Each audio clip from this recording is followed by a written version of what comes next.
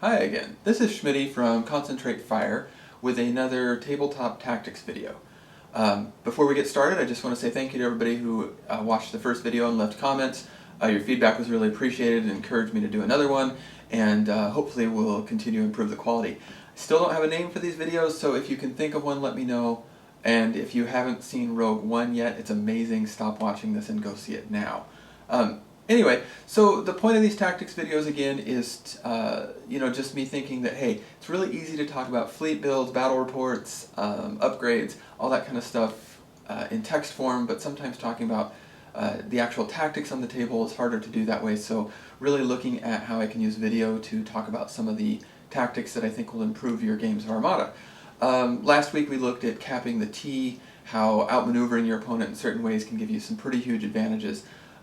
And some of the limitations really of the line abreast formation. Today we're going to look at the Echelon Formation. Echelon formations actually come a little bit more from land warfare than naval warfare, but really apply well to Armada, especially with the Imperials.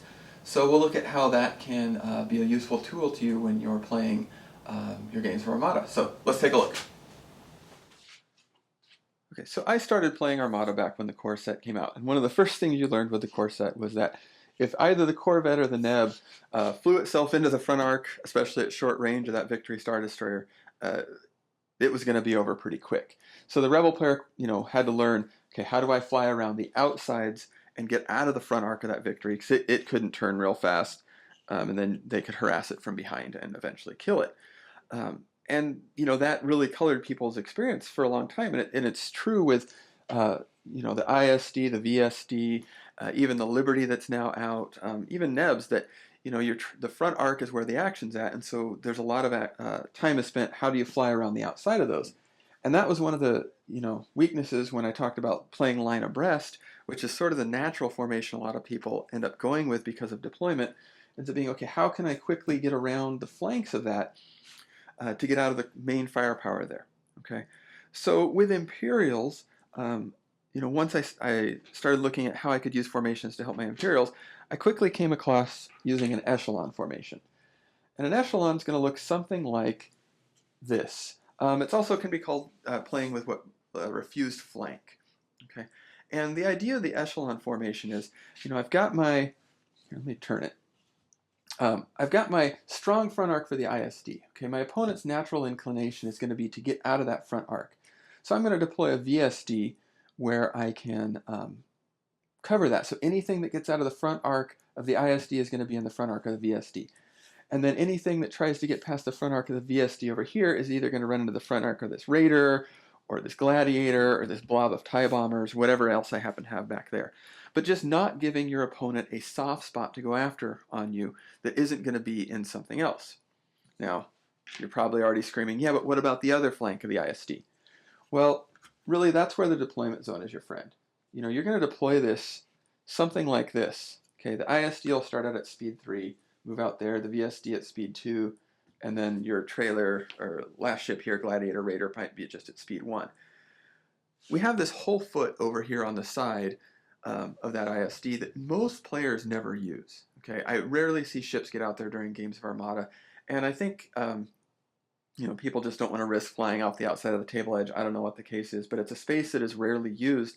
Most people don't deploy to take advantage of that. So you can use this side of the deployment zone to protect one flank of your ISD, and then you're going to have your other ships protecting the other flanks, not giving your opponent any good real angle to come in and attack you from. Realistically, their best place to attack is from head on. That's why I put an ISD in front. I mean, partly for its speed and turning, but it is relatively tough. I can stack on some engineering commands to help keep the shields up, use ECM, whatever you might want to do to help its durability. But it's the ship most likely to get ganged up on, but it's also probably my most defensive ship in this case. Okay. Now, with the refused flank, it's going to keep moving, and I'm going to turn it in like this.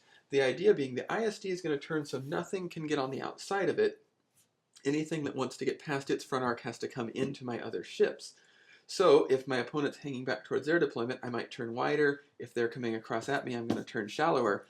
But the VSD is going to stay inside to protect its flanks. This thing is going to hang back to protect the flanks of that, and just not give my opponent a good place to go, at least in moving towards me. Okay, this works really well for me, or has worked really well for me when I use this with Imperials. But I could totally see going, Liberty, Pelta, Neb being another great alignment for doing with this if you wanted to play Rebels. But it's a great way to protect the flanks on these ships that really concentrate their firepower to the front. And one of the things I found happen is, after I've kind of made this turn, I might end up with my Echelon now playing essentially up the short edge of the table. I'm sorry, up the long ends of the table, which also favors Imperials because, again, your flanks are really well protected by those table edges. Works out really well. Now, Squadrons, I usually, again, play fairly conservatively with this formation, my Squadrons. I keep them in to fill these blanks out. Definitely use anti-squadron squadrons up near my ISD to protect it from bombers. I might keep my bombers more back here to act as a deterrent from people trying to get around me. It all works out pretty well. If I was playing a flotilla, I would probably have it trailing in behind here somewhere, just because I think that would be the safest place to keep it. This formation can work really well with a variety of objectives. I've actually had players turn and run from it because they're like, wow, I've got no really good places to go where I'm not going to get crushed if I move in on you. So it works really well. I would definitely encourage you to give it a try, especially with playing Imperials. But like I said, it works great for Rebel fleets as well. So yeah, you're using... Remember, so the keys to the Echelon. All right. One flank of your lead ship is protected by the edge of the deployment zone. Okay, and then as you move across the table, you're using the edge of the table to protect one flank. The other flank is protected by another hard hitter, and then the flank of that ship is going to be protected by a third hard hitter. This ship is pretty variable on, like, say, what can be back there. Like I said, you could even use a blob of bombers back there to do it. But, you're going to move fast and turn inside, and just kind of rotate that formation around and trying to almost use this to herd from anything trying to escape the front arc of this is going to have to fly into the front arcs of those.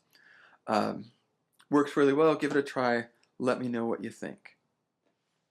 Okay, well, there was a quick look at the Echelon Formation, which I think can be great for use in your games of Armada. Great way to help protect the flanks of those, front aligned ships like the Liberty.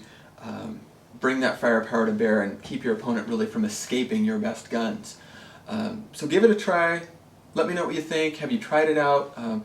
Please leave comments, again, what you think of the tactic, what you think of the formation, ways I can continue to make these videos better and more useful than you. If there's a particular topic you'd like me to cover, I'm always interested in hearing about that as well.